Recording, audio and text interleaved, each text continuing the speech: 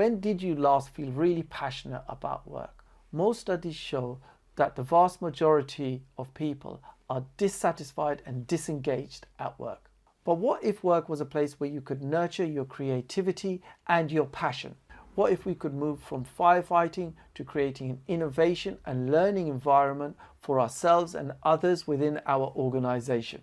These are the questions that Peter Senge, in his book, The Fifth Discipline, The Art and Practice of the Learning Organization, attempts to answer.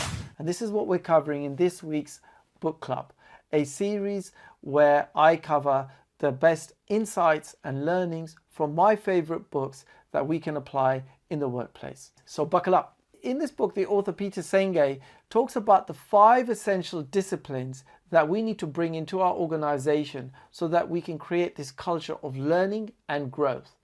So let's have a look at the 5 disciplines. Discipline number 1 is personal mastery, which is the cornerstone of the learning organization. And the second is mental models. And we're going to discuss why they're used by icons of industry and why they're an essential tool to use in good decision making. Discipline number 3 is how we create a shared vision. Discipline number 4 talks about team learning. And last but not least, the 5th discipline is one of systems thinking and why it's the key that holds everything together. But the question is, why do we even need this? Why do we even need to create this learning organization or this learning journey? Surely it should come naturally. Okay, so let's start at the beginning. When we look at toddlers and how they learn, they've got this incredible curiosity for learning. They fall over, they get back again. They fall over, undeterred, they get back again. And that's basically the essence of childhood. Somehow, over time, it starts to get dimmed as we go through primary and then high school. But even when we get into the workplace in our 20s, there's still a fair amount of enthusiasm left. But when we look at the workplace between the 20s and the 30s, and you look at people that have started, you have a few people that are put on the fast track, and the vast majority of people, what they end up doing is they end up basically living their life for the weekend. That's where they do what they enjoy and what they're passionate about. And the weekdays is there to serve just to pay the bills so that they can do what they truly love to do on the weekends. But surely there must be another way. That is what the premise of this book actually is. But this is not just a problem for employees or individuals working for these large companies. It's also a problem for the companies themselves. If we go back over 35 years and we look at the FTSE 100, there are only 30 companies that are remaining that were there originally 35 years ago. And the average lifespan of a large organization now is just 40 years, right? Which is basically half of the average lifespan of a human being. So we've got something clearly very wrong over here. Now you may say, well, that's okay, Ahmed, because that's a Darwinian survival of the fittest scenario situation going on over here. So that's okay. The challenge we have is that what happens if it's not really anything other than our inability to actually learn? And that's what the premise of this book actually is that one of the key dysfunctions that we currently have at the moment in many organizations is poor learning. And that's one of the root causes of many organizations actually going out of business. But the question maybe is, are learning organizations even possible? Well, what tends to typically happen in organizations is that basically we end up with all of this stuff and all of these urgent demands and deliverables and other things that we need to do. And under the tyranny of that urgency, what ends up happening is that we push our learning and our growth and everything else onto the back burner. And what ends up happening is that basically that stuff is not prioritized. And what is prioritized, what we know, and we do the best we can with what we currently know. So effectively in that way, we actually stagnate our own learning. But becoming a learning organization is possible. Let's take a look at Google. When we look at Google, one of those organizations that has been constantly voted as the #1 place to work for many years. And one of the reasons for that is their heavy emphasis on learning and development of the individuals. In fact, it's stated by Karen May, who is the VP of People Development at Google, is that they want to make Google the best place to learn on the planet. At a recent conference in Montreal, Google's country director for Canada, Sabrina Jeremiah, highlighted the importance of perceived learning as a continuous process rather than a one-off event. She also says that the recipe for future individual and organizational success lies in a mindset of continuous learning coupled with the right skills, always knowing you have to learn new things all the time. The learning organization in this way is continuously expanding and creating its future by expanding the knowledge and giving opportunities to their staff and individuals to be able to be at the cutting edge of technology. Now, let's have a look at what can happen to even the most innovative companies if we're caught napping. The problem is, no matter how innovative we are, the pace of change now is so fast that if we even pause for a small period of time, it's very easy for us to get left behind. So it's not surprising that organizations are struggling to keep up with this frenetic pace of change. So let's have a look at some of the reasons why this happened. Issue number one, an identity crisis. This happens when an individual feels that they are their job or their position, and that's all they are and they need to be. And this specifically causes challenges where the job specification is very narrow and doesn't give them enough flexibility to move beyond that specification.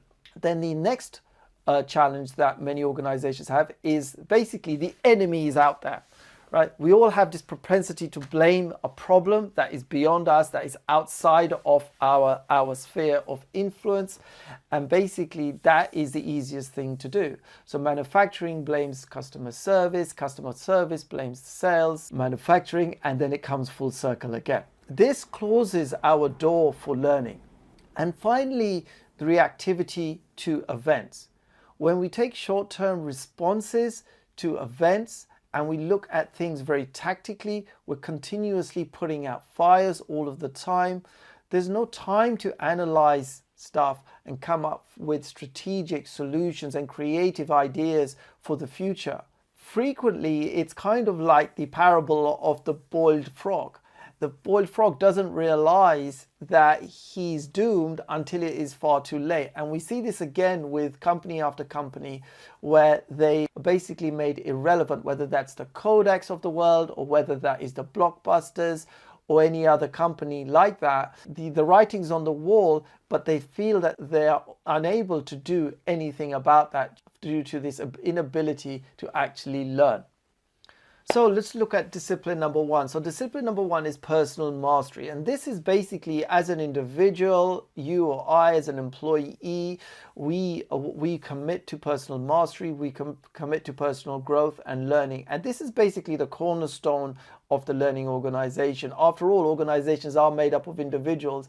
And if the individual themselves don't have this purpose and this clear drive to actually learn and improve themselves, then you can't really force it on an individual. And that's why personal mastery comes at the point number one when we're looking at the 5 disciplines that are essential for learning organization. Now, one of the things that I recommend is when we're looking at employees and when we're looking at employing somebody, you want to make sure that they have both a growth mindset, i.e. ability and willingness to recognize that they can expand and grow and learn and improve.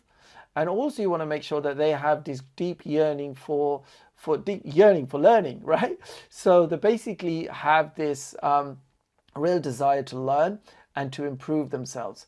And so this is the first cornerstone of the learning organization.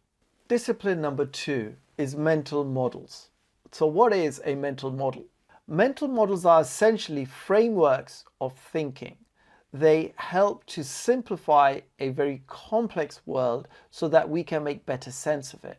The problem with mental models is sometimes they are subconscious, so we're not aware of them. We could be applying them without conscious thought, or they could be applied incorrectly. So it's very important to, first of all, identify what the mental models actually are and uncover them.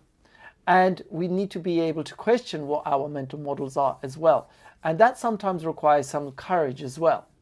Now, frequently what will happen is that basically there could be some resistance where we start to identify with the actual mental model. And that's very important for us to separate mental models from our identity. So let's take an example of what a mental model actually is. So a simple example could be like a phrase, right? He who hesitates is lost. That is a mental frame. That's how I look at things. Would that impact my behavior when I look at a certain problem? Yeah, it probably would, right? What about look before you leap, right?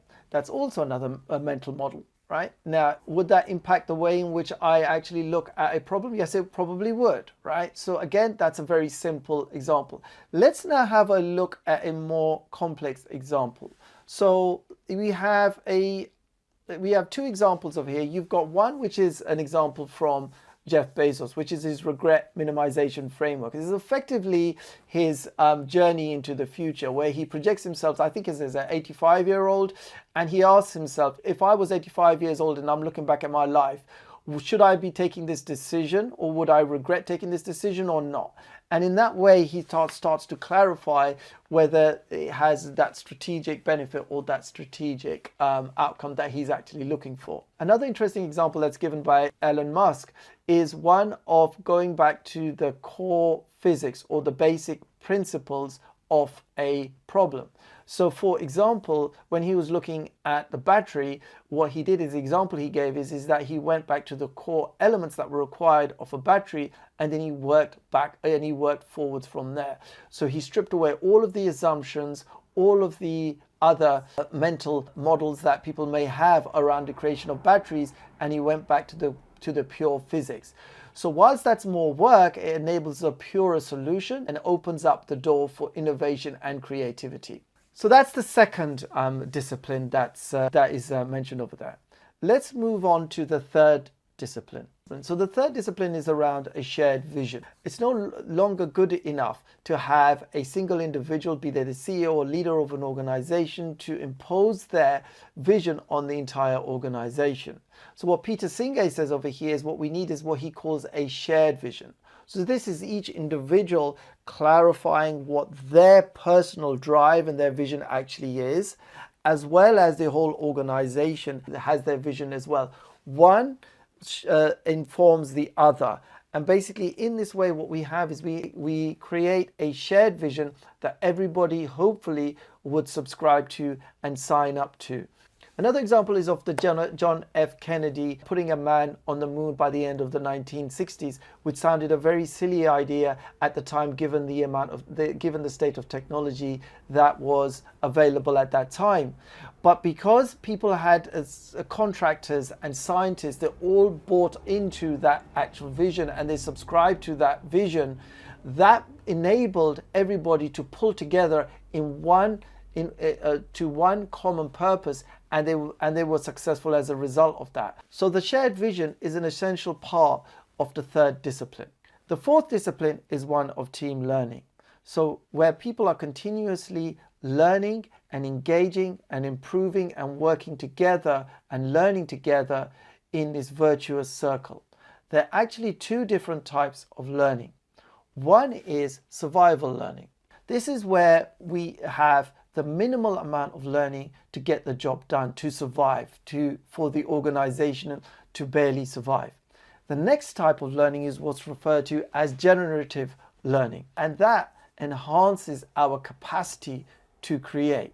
I remember early in my career when I was working for a large oil company in the UK, and we had this small team, and we have a number of very accomplished developers, senior developers over there, who were both passionate about learning and growing, but they were also passionate about teaching. And the team had this real desire to learn and teach and grow from one another. And it was one of the most magical experiences of my entire career. And so if you're ever fortunate enough to work like with a guru in whatever field it is, and you have somebody that's willing to share with you, it can be an incredible learning experience. And that is a great sense of motivation and positivity. Now the question is, how do we foster team learning? There are probably two ways in which we want to be doing this, and one way approach, if you like, is more to do with the personal, the individual, and the other is to do with the team. So let's separate these two out. So as a personal level, we want to be clear on our own mental models. We want to make sure we don't identify our ego with our ideas or our models. And we also want to be willing to be wrong and also to learn. So those are the three things at a personal level. Now, on a team level, we want to make sure we have what Ray Dalio calls an idea meritocracy, and not what's called a hippo culture. So a hippo culture is the highest paid person's opinion, right? So we want to make sure that the best idea comes to the forefront. We also want to have a culture that allows multiple viewpoints as well. Another thing we want to have a look at is when we are learning, we want to make sure we can bring in as much information and as much data on the current challenge or opportunity that we might have, so that we can actually make informed decisions and we can actually point the boat in the right direction based on some solid, tangible data. So let's look at real learning. When we look at real learning, we want to go beyond just an information download, right? So for example, I can read a book about riding a cycle, or I can read a book about swimming. That's not going to make me a cyclist, and it's not going to make me a swimmer. The only time I can become a cyclist or a swimmer is if I actually go out and put the effort and the practice in. That's when it goes from theoretical information to internalized into myself, where I train my subconscious on how to, for example, ride a cycle or how to swim. And that takes time. And that's the only time when I've actually had what's called real learning, rather than the superficial acquisition of information. So a learning organization needs to embody the discipline of learning at every level within the organization. It needs to enter part of its DNA. So the fifth and the final element is systems thinking. And systems thinking is how the whole organization, or even beyond the whole system, fits together. You take into account how one aspect or element or event will influence the other.